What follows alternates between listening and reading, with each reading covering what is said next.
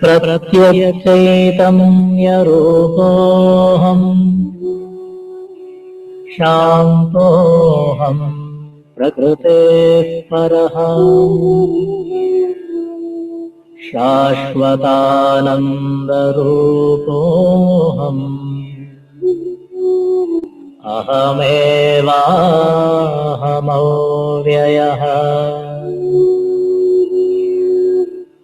तत्त्वातीतपरात्माहम्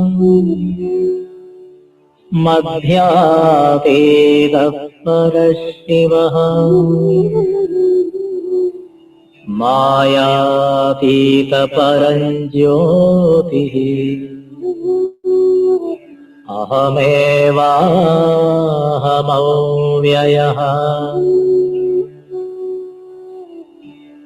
नानारूपव्यतीतो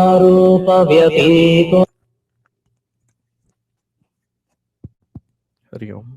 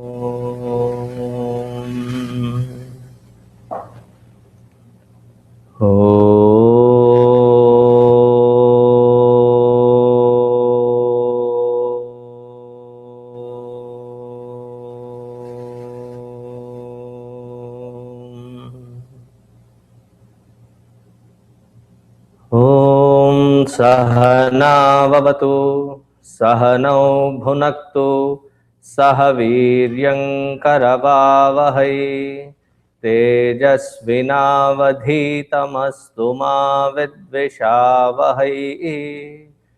ॐ शान्ति शान्ति शान्तिः। गुरुर्ब्रह्मा गुरुर्विष्णुः गुरुर्देवो महेश्वरः गुरुरेव परं ब्रह्मा तस्मै श्री गुरवे नमः। तस्मै श्री गुरवे नमः।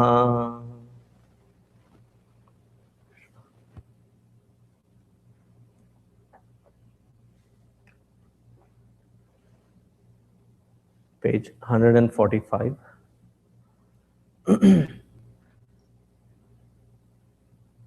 You may want to join to read through.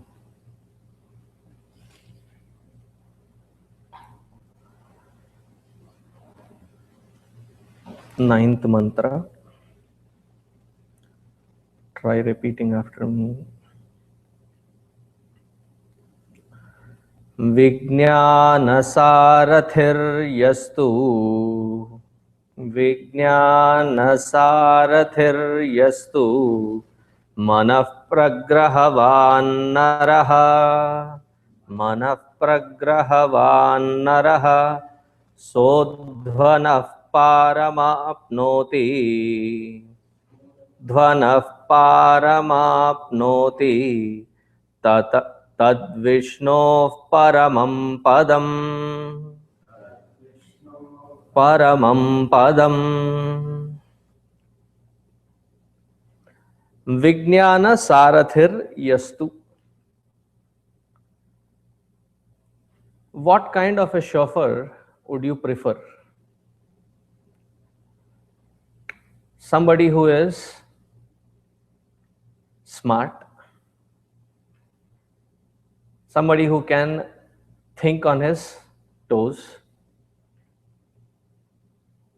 has a certain plan, and yet has amazing flexibility to adapt to various changes that can come about in the things that you have planned. It's not necessary that life transforms itself according to our plan. Life has its own charms of throwing us surprises or shocks. It's a surprise if we are prepared and ready. It's a shock if we are unprepared and clueless. So when you want to hire somebody, like when I go back to India and I have, say, a job which has to be done in a couple of states. And these days, flying from one state to the other is as painful as driving or going in a train, because it's somewhere in remote and outskirts of the city. By the time you tear through the traffic and reach to the airport, then you have to reach certain amount of time. Then it's a pain. So recently, it so happened that I had certain job and I had to go to a couple of states, more than couple actually. So I hired this fellow who had his taxi services, mainly because he was smart, accommodative, adaptive, could speak more than 6-7 languages, and all of the South Indian languages, English, Hindi, he could speak.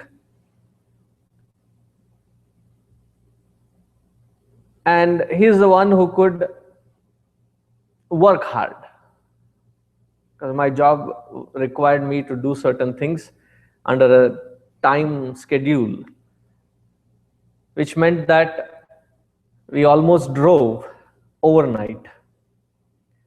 Sometimes when he would get tired, he would shift and I would drive, just so that he could take rest. And as soon as he would be rested, he would say, "We'll stop at a tea, have some tea, freshen up," and then he would take over. I would sleep. Somebody who is, accommodative and adapting to the new environment, ready to get that job done. Recently, I watched, what is that movie wherein his job is transporter. Somebody who is quick on his feet and thinks, adaptive. If somebody was like, so constrained in their own conditioning, wherein my job is 9 to 5, after that I'll not drive, I don't care what your needs are, I'm stuck in my rules, don't even think about bending it, let alone breaking it.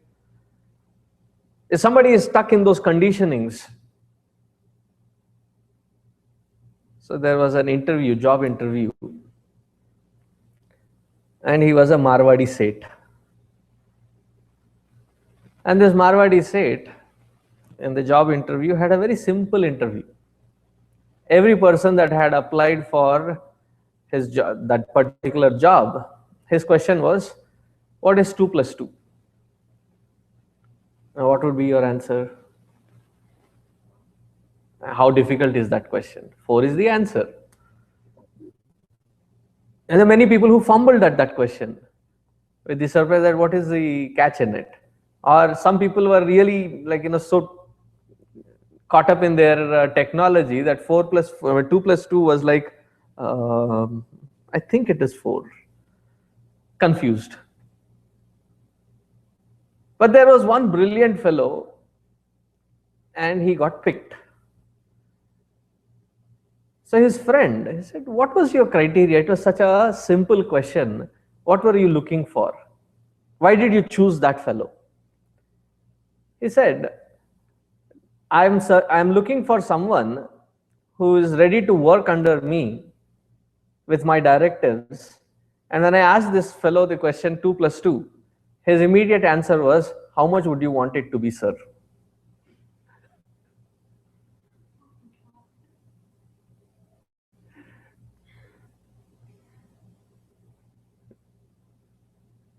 Somebody who is willing to work with you. I know everybody's mind is like, that could be crooked. Are you laughing for that reason? Uh-huh.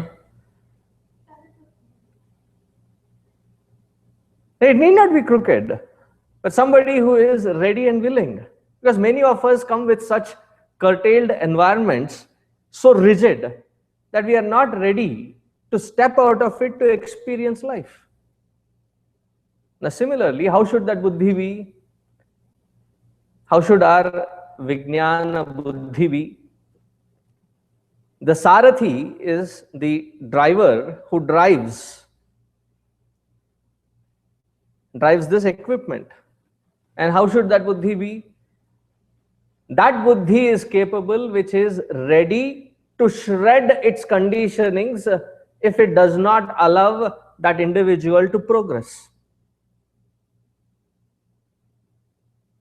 Now, I always give this example because we often are told by our elders, well-wishers, parents, almost in the same breath, be firm in your life. If you want to achieve something, you have to have that firm conviction. And almost in the same breath, the second sentence is, try to be flexible. You're so confused, like, you just said to be firm and now you're asking me to be flexible. Decide.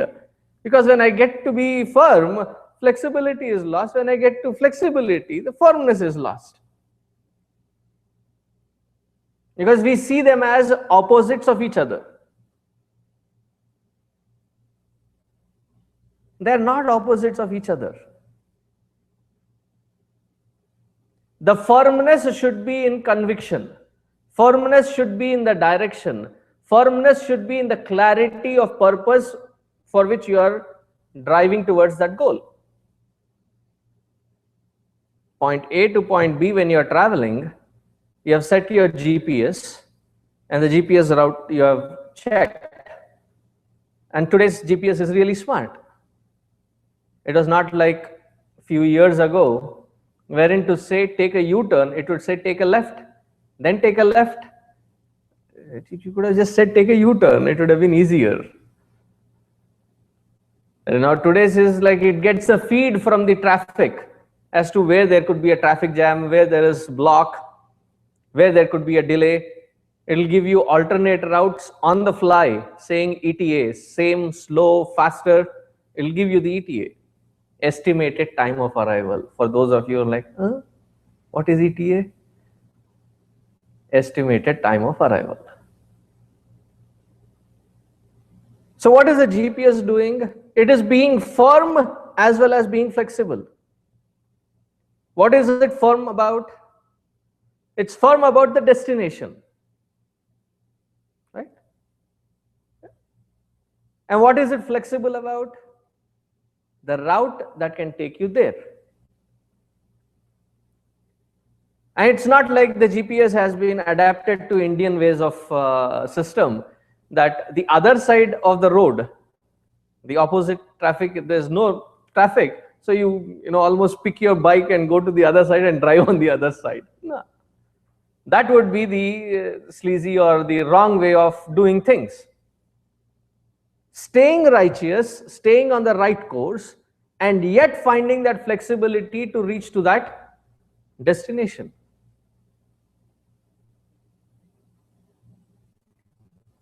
The readiness to quit this and to pick the other one. Vijnanavan sarathir yastu. The sarathi, the driver, who is on the driving seat? It is our buddhi, our intellect. The intellect should be sharp, understand the entire course, understand the purposefulness, understand the direction, and understand the limitations of all of these, and be adaptive enough to understand the limitations and be ready for a change in the course, but not change the destination. And even in its flexibility, be firm about the path that you choose.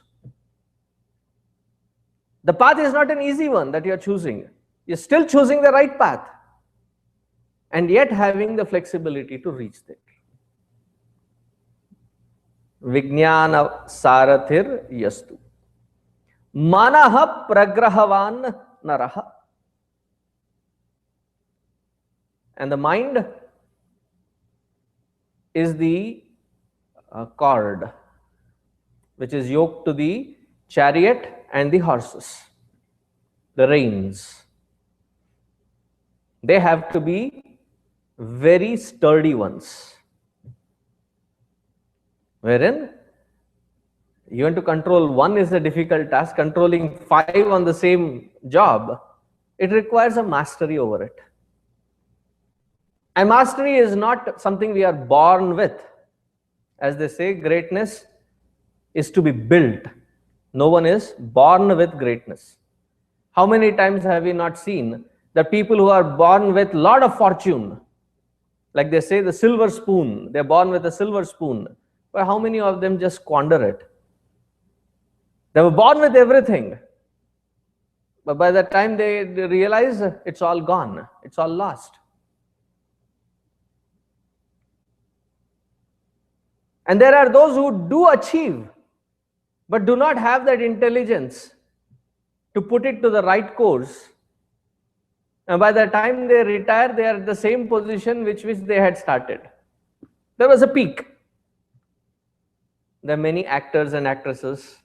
There are many athletes. There are many in sports field. They get to that fame, they really become rich. And by the time it is their time to retire from that field, they have already declared bankruptcy.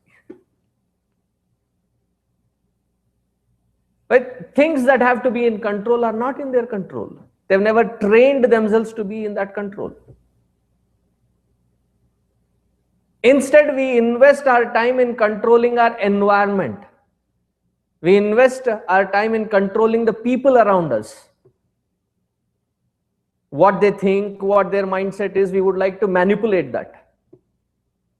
We would like to control the environment of material. We would like to control the environment of market. We would like to control the environment of marketing. Except the mind, we try to control everything else. I'm talking about our own mind.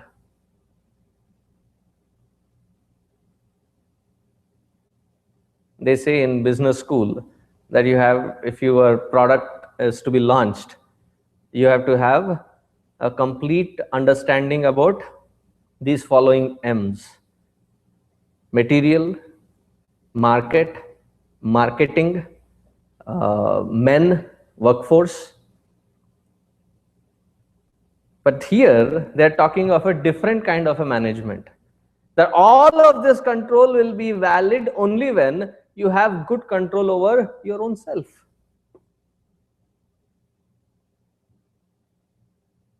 We can't control when we feel sleepy or when we feel awake. Discipline is not there. We can't control a simple thing as food, having them in regular intervals. Why did you finish the bag of chips? Oh, I was just sitting, it was just lying there. I thought I'll have only one. I don't know how I finished the entire jumbo pack. The Texan size jumbo pack. What do you call? Party pack, the big one, finished. How did it happen? I don't know. It happened.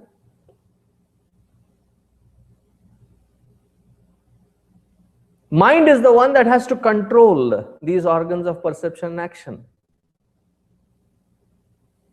Sometimes externally things have bottled us up, wherein the eyes cannot see much, the ears cannot hear much. It's like completely cornered. One good example of cornered environment for the mind is a satsang. You have to sit. So your legs are tied in, you just sit straight and you're trying to take notes. But the mind is still in its own restlessness. And where does that restlessness flow? It appears in various formats. I used to think that people used to write notes. I'm not picking on any one of you who is writing notes. One day I was so disappointed or disheartened that I picked somebody's note to see, because they were appearing very busy writing notes. I picked and like doodling and my cartoon and various things on there. The restless mind has to find its vent, or some part has to keep shaking. It shows that the mind is restless and it has to express somewhere. And my pet peeve, most irritated, when people are in a meeting and everybody is trying to focus and they are busy clicking on their that little clicky pen. Stop! That restlessness flows.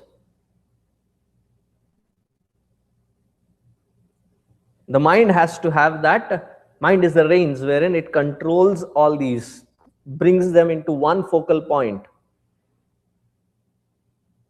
Such one who has these things aligned, whatever be the goal, can be achieved. However difficult be the path, treading that path will not be scary, but it will be from the perspective of exploring it. Here, what is the highest that is being talked about? What is the highest goal? Vishnoho paramam padam. If in terms of bhakti, to reach to the highest abode of the Lord or God.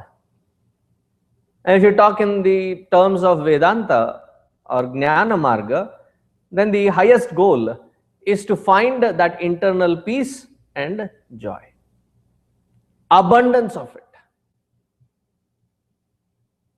To reach to that core of one's own being, in that firmness of that platform within, which is unending happiness and joy. And don't miscalculate or conclude saying that then the whole purpose of life is lost. If you are already happy 24/7, why would that person be working? Because today I seem to be working because I am not happy. Because I am not at peace, I am working. Working towards happiness. So if somebody is already happy, why would they work? The simple thing is,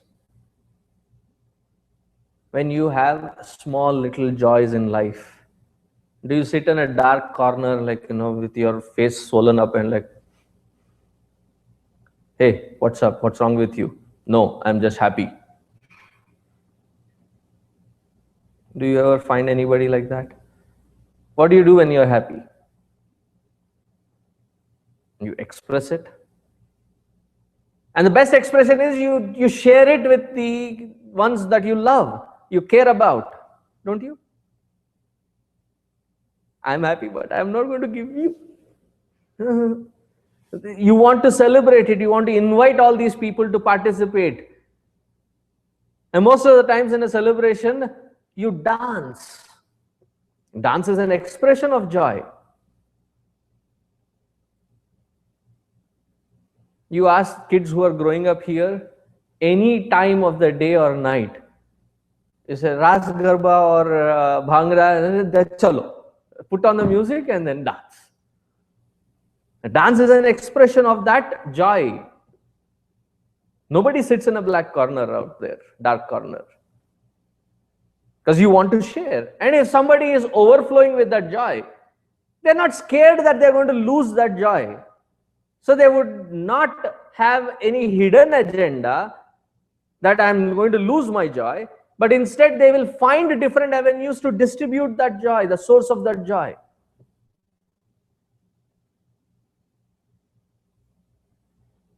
And that, in my opinion, is the highest service that any individual can do to this society, to this humanity, to this environment. Any other service is still noble, but the highest of it is to give someone not just the joy, which is momentary, but something which will take them to the highest of that joy, that they become the source of joy. It's like you're not giving them a candy, you're giving them a candy factory. Constantly keep producing it and distributing it. If one has to reach there, what is the sequence of things, that solution that one has to find?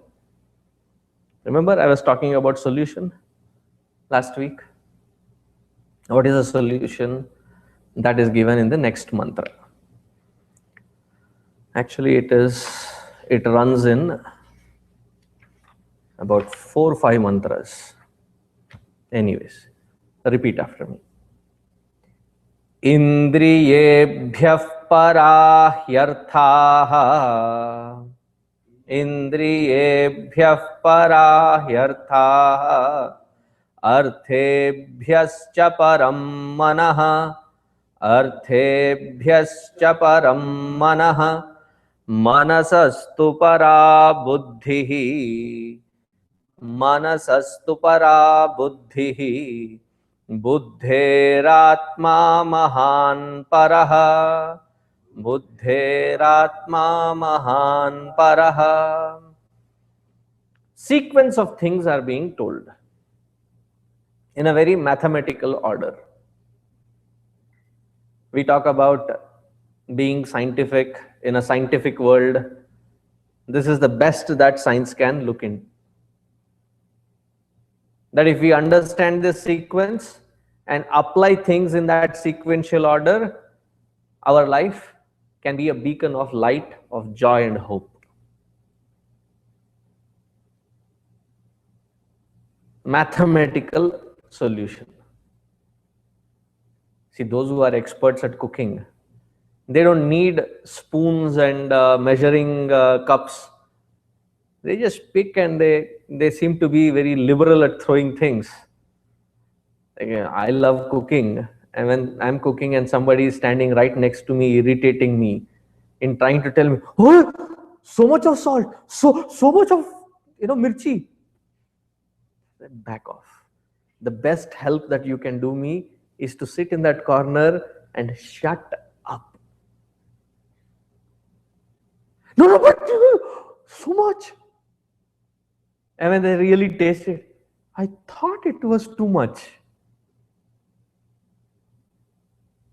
Once you become an expert at it, then it becomes an art of expression. But it can be mathematically also done. So you calculate everything and precisely take those measures and apply it. Because that is what is tangible to the mind. In all the recipe books, when they talk about salt and such things, add salt to taste. What does that mean? It's too vague. It's very abstract. And most of the Upanishads are that abstract. And here is what Yamaraja, Lord of Death, is trying to give a methodical step-by-step process.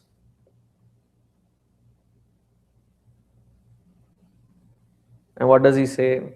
What is the first one on that ladder? Indriyebhyah parahyarthaah. The lowest of the ladder is the organs of perception and action. They are at the lowest rung. And that lowest is yet to be conquered, yet to be mastered, yet to be balanced. And whenever they talk about in the scriptures about the balance, about conquering these organs of perception and action, they are not talking about bottling them up and throttling their expression. No, that is not the way they think about balance and being. That's why I don't use the word control, because it gives a totally different picture. Control your organs of perception, action. It almost feels like, bottle each one up and tighten and put a lock and key. You will not. Sometimes that perception has gotten so deep into our Hindu community that I was in a village, a proper village. They had invited me for a 7-day talk. They had a temple, to be installed, and during the day, the temple would be doing various havan and other activities. In the evening was my talks. And in a village, it's beautiful out there. So I would go out for a walk into the fields early morning and then come back. While coming back, I would pick up the newspaper from the newspaper vendor. And by the evening, all those committee people, temple people, they all came and said, Swamiji, don't pick up newspaper and all such things. And I was like, what is wrong? Like, no, you are a sadhu, and sadhu has nothing to do with this world. And newspaper is like so worldly. You should not read newspaper. I was like, come on, guys, give me a break, grow up. Because their idea of control is shun the world away, run away from it, bottle it outside, don't interact with it. That is impractical. You are not in a vacuum, you are not on an island, you are not a castaway, wherein you are all by yourself and you have got nothing else to do with the world. Balance is actually checked, balance is actually known when you are interacting with the world outside.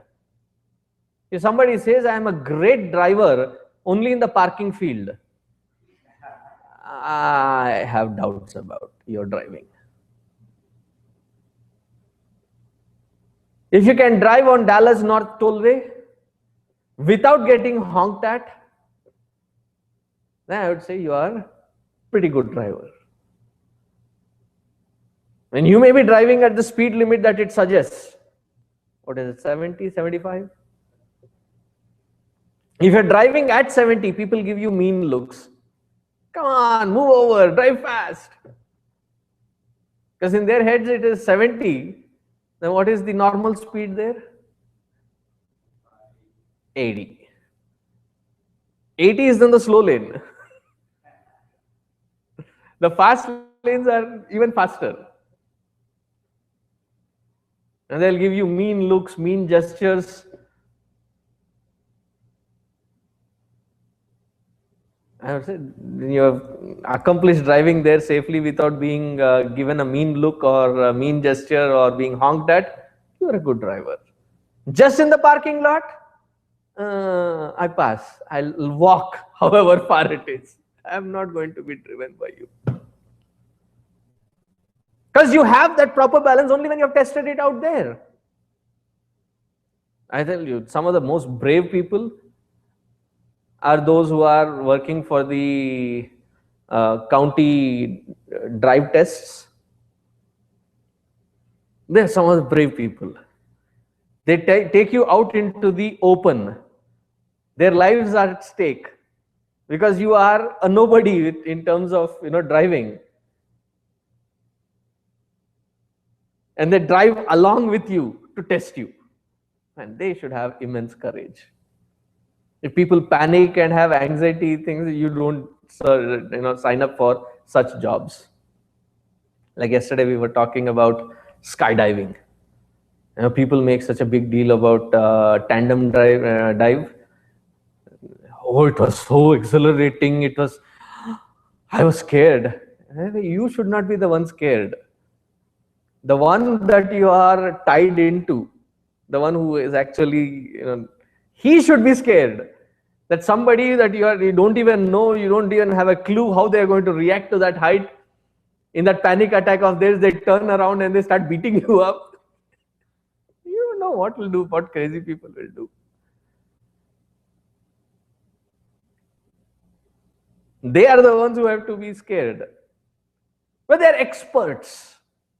They know how to handle it even if they are not in the driver's seat. Expertise. Similarly, the organs of perception action, when I say to be controlled or to be in balance, it is not that you stop interacting with the world outside. It is knowing when exactly is it appropriate to interact and when exactly is it appropriate to withdraw. Having withdrawn, that with which you are interacting does not disturb you further. You are in a coffee shop or a ice cream shop and you got your piece of ice cream and then you ate it, you enjoyed it, it is done, sealed. You move forward. But there was another flavor I was dying to test. But it is done. Seal that experience. Don't let that seep into your other experiences, corrupting it. That is called balance. To not speak and observe mauna is easy. To speak is also easy. But to speak meaningfully at the appropriate time is difficult. That takes balance. To eat is easy. To stop eating is also easy. A little more effort, but easy.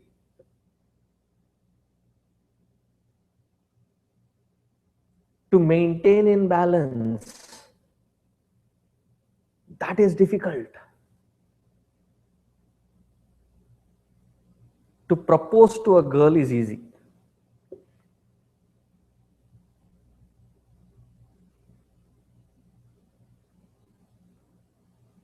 Love at first sight. They say it is love at first sight, but they also say that love is blind. Maybe it becomes blind after the first sight. So to propose to a girl is easy. To break up is also easy.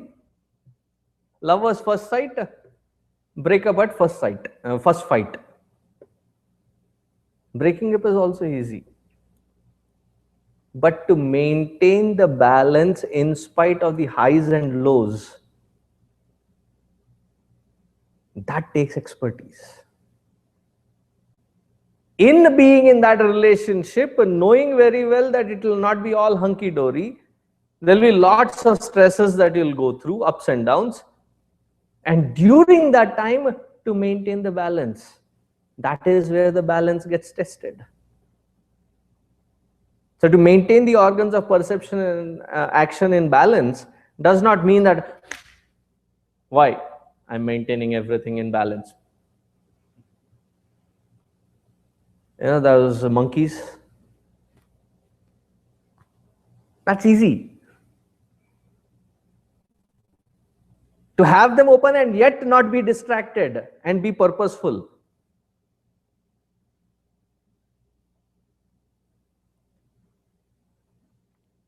Subtler than the organs of perception and action, indriyebhyaha, are the objects of sense perception. How can objects be subtler than the sense organs? Because we always hear that the objects are the outside world and they are the grossest. Subtler than that is the organs of perception.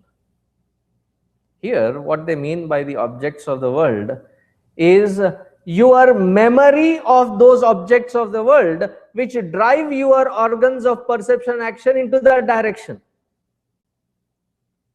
Why do you like what you like? Because it gives you some kind of joy. And because of that joy to be repeated, you want to indulge in that particular object again. You love that ice cream. I don't know why I'm repeating the examples of ice cream today.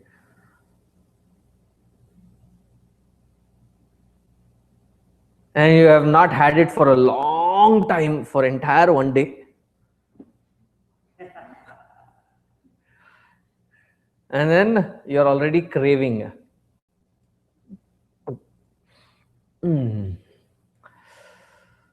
I cannot control anything. I have to have it now. So you pull out, drive, pick up your favorite, and then come back. What drove you to pick it up? What drove you to get it? It was that vasana or the memory of that which drives you to get it. So subtler than the organs of perception and action are the memory of the objects, that which you like, which drives you towards them. Memory of that which you don't like, which drives you away from it. Let us be very clear. There is a third category, which we also put it under the dislike category. Oh, I don't like it.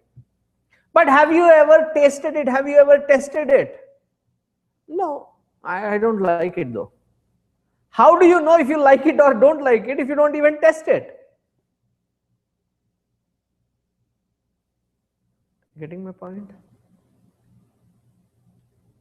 And you will be shocked that many things in life we put it under dislike and they have not even been tested. They have not even been tasted, experienced even once. To come to that, to derive to that conclusion that I don't like this. Why do you not like it? I don't have a reason. It's just because. It's a teenage answer. Why? Just cause? Cause what? Cause. I'm yet to figure that answer out. It never makes sense. The sequence of argument starts with, what are you doing? Nothing. What? Stuff. What do you mean by stuff? I was just doing something, okay? And then they spill out as to what they were doing and say, why were you doing it? See, that is why I didn't want to tell you in the first place. Why were you doing it? Cause. That's another thing that I don't understand. Cause what? Cause. Batata hai ki do doon. That is what I feel.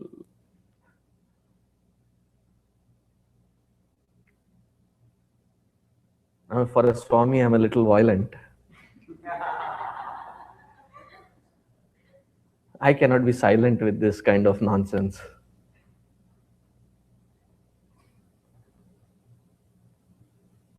We don't even have a reason and we have put it under the category of dislike. These patterns are the ones which drives our organs of perception into that direction.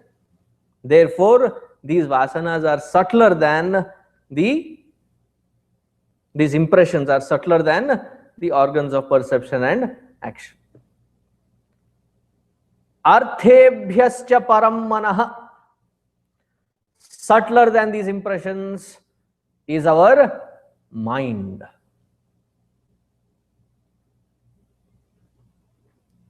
Now, what does the mind do? Many people complain saying, Swamiji, my mind is very disturbed. My mind is agonizing. My mind is, it's like a tornado inside. Khalbali. Khalbali means disturbance.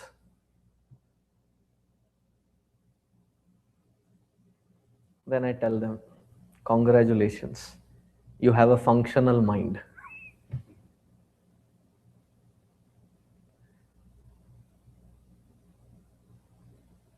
Mind means constant wobbling in its nature. That's how mind is. But that's not all. There are some amazing aspects of our mind. Now, one of the technical definitions of mind is made up of thoughts. Rather, mind is made up of continuous flow of thoughts. Isn't it? Right from the moment I wake up till I hit the bed, till I sleep. American vocabulary is very violent. Why do you have to hit the bed? Sleep na gently. Let me go grab lunch. Who is stopping you from taking it? Please take it. No, let me go grab some lunch. Instead of saying increase the volume, what do we hear people say? Blow it up. Why? Violent in its expression. So until you sleep, until you hit the bed, until you sleep, there's a constant flow of thoughts. Various themes, various things that it entertains, various emotions that it entertains, but a continuous flow of thoughts is our mind. But to understand the beauty of our mind, there are two aspects to it. The one aspect of our mind, which is a default setting, and thank God it is a default which cannot be tinkered around, is it is a beautiful equipment which gathers all the experiences as we go through. Every moment it gathers all the data that comes through our organs of perception.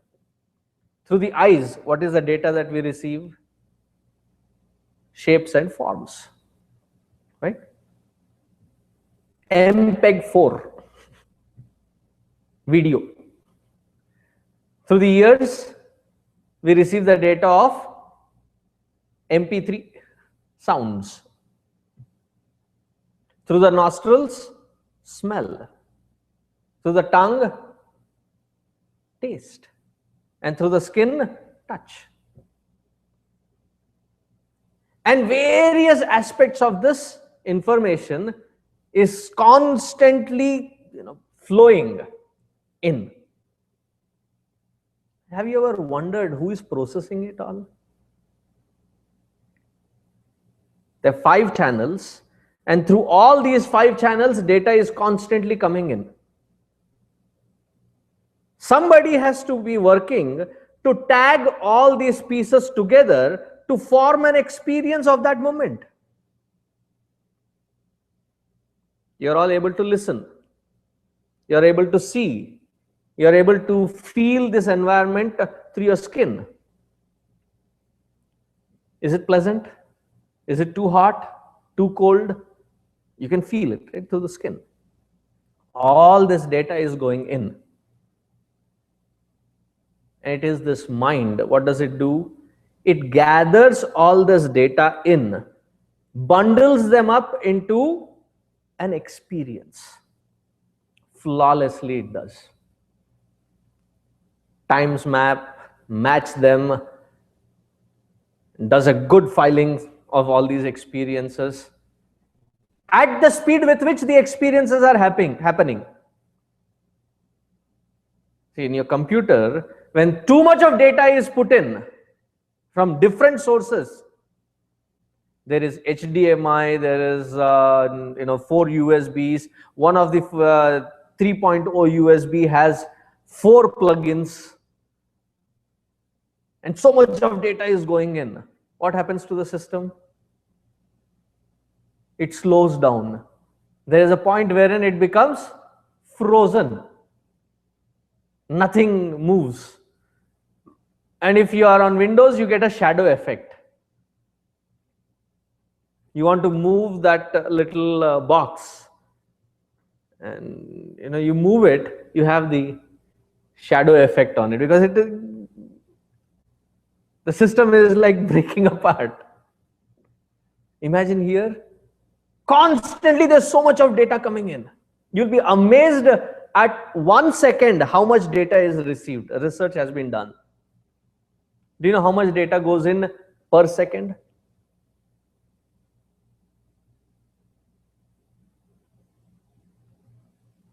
It's about 4 GB. 4 GB worth data goes in per second. Just to give you a feel as to how large is 4 GB. About 1,000 songs on an average. Now, do you get the quantity? 1,000 songs worth data is getting into your head per second. And all that data is processed and bundled up into one experience flawlessly. And it tags them. This is the satsang period, Sunday, July 17th?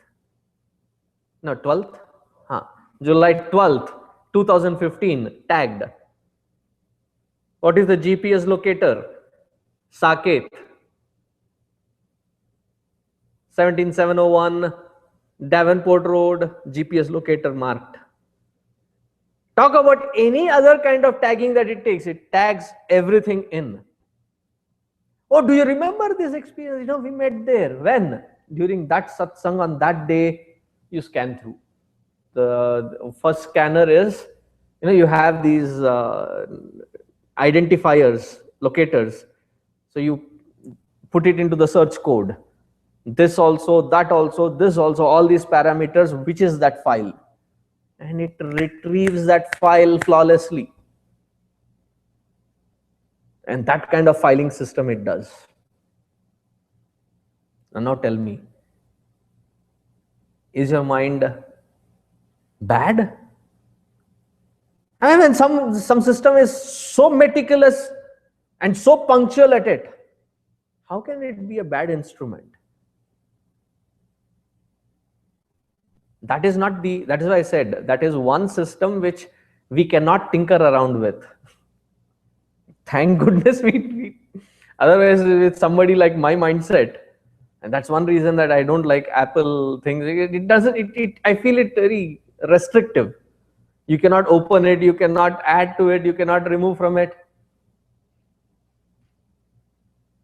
And thank goodness this part of the mind is not allowed to tinker upon. Otherwise, I would have probably opened that up and done some things, experiment. See, you all have watched bootlegged, pirated DVDs, Hindi movies. Come on. Thank you. Sometimes the editing or the way they have printed it on the DVD is so bad that the video is going at one speed and the audio is going at a different speed. After 5 minutes, you don't feel like watching it. Right? Now imagine the mind, such a good job that it does in creating each bundle of experience of that moment, that there is no time lag. That I am speaking and the video is happening. They both are same. That we don't see it as different. Imagine if there was 1 second variation. Somebody saying and somebody doing and they mismatch. Even without a mismatch, there is so much of communication gap. There is so much of confusion that we create, amazingly. The mind does such an awesome job of keeping everything on track. Now, what is it that really bothers us in this mind? That which seems to be out of control. We are not able to figure why I am thinking something at that given point. Why that kind of emotion? And sometimes it is like the floodgates opened. It's just flooding in and we don't have a clue why. I'm already in it. And by that time I come out and get some senses back and try to settle with things, I'm far away from where I should be. That aspect of mind is the one that has to be worked upon, controlled, channelized, weeded out, processed. Can it be done? Oh yeah, it can be done. Aren't there times wherein something that you really are passionate about and you are into it, and there is doorbell ringing, there is somebody calling you on the phone, there is somebody shouting your name, nothing seems to reach you because you're so zoned in. Your ears are open. It's unlike your eyes wherein you can shut everything out. Your ears are open. The sound is reaching, but it is not being cognized. Why? You're so zoned in. And there are times wherein you have to be zoned in, but slightest of disturbance takes us away.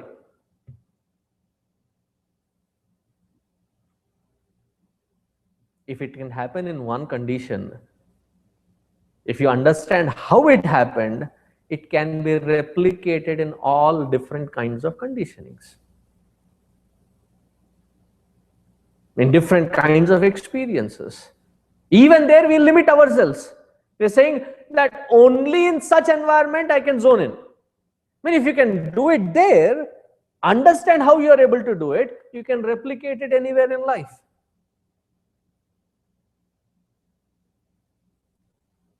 But our zoning is like all the Kauravas. Their guru Dronacharya wanted to test them, how good they are with their mind and how good their mind focuses. A simple test, shoot the bird. So they aim, pull the cord, and they're about to release. Then Dronacharya asks, what do you see? Some say the beautiful sky, the greenery, the lawn, and okay, give up. Some described the birds flying, some described the shape of the cloud. It looks like a chariot.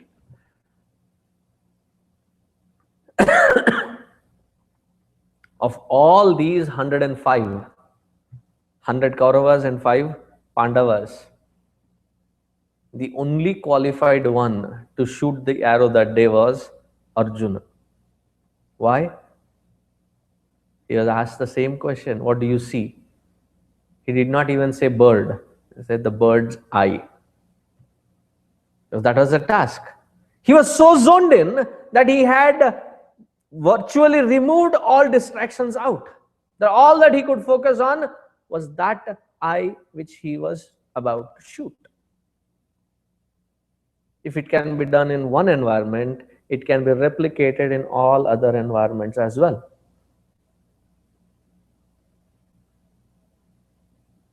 If you can focus in sports, you can definitely focus on studies as well. Even more simpler example would be, if you can focus on a movie, and you're in that movie, you're on the edge of your seat, you're almost biting your nails off. Somebody is calling out for your name, nothing reaches. If you can do it there, you can do it anywhere else. The mind can be trained. How do you train this mind? Manasastu para buddhihi. You train and control and balance this mind and all its restlessness through the buddhi, which is a subtler equipment than the mind. How does this buddhi work? What does this buddhi do? That we will see next week.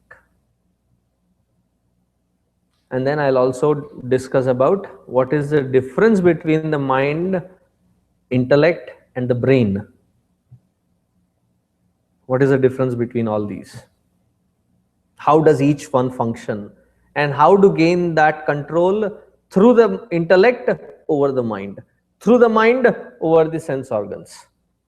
So that we will discuss next week. Om Purnamadaha Purnamidam Purnat Purnamudachyate Purnasya Purnamadaya Purnameva Vasishyate. Om Shanti Shanti Shanti. Harihi Om Shri Gurubhyo Namaha. Harihi Om.